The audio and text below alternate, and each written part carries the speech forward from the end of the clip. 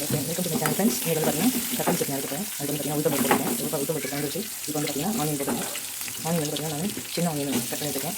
சின்ன onion cut பண்ணி வச்சுருக்கேன். கால் அளவுக்கு அதையும் பூண்டு ஒரு 10 பல் பூண்டு போட்டு போட்டுருக்கேன். இது கூட பார்த்தீங்கன்னா இஞ்சி ஆட் பண்ணிக்கலாம்.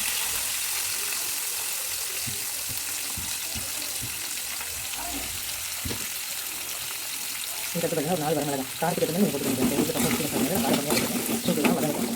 இது லைட்டாக வதங்கிட்டேன். வெங்காயம் அளவுக்கு வதங்கணும். நான் வந்து ஒரு 4 கிலோ அளவுக்கு தக்காளி சேர்த்து கட் பண்ணி வச்சுருக்கேன். வெங்காயம் கொஞ்சம் வதங்கணும். இந்த தக்காளி ஆட் பண்ணிக்கலாம்.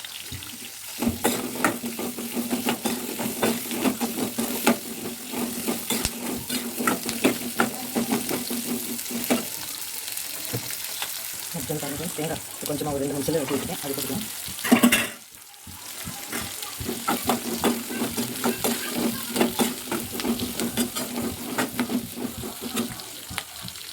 நம்ம டொமேட்டோ ஆட் பண்ணிக்கலாம்.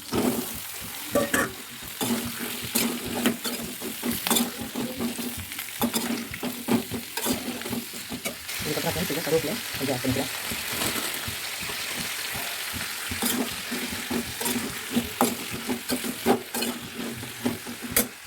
இதுக்கப்புறம் லைட்டாக சால்ட் கொஞ்சம் ஆட் பண்ணிக்கலாம். தேவையான சால்ட் போட்டுக்கலாம்.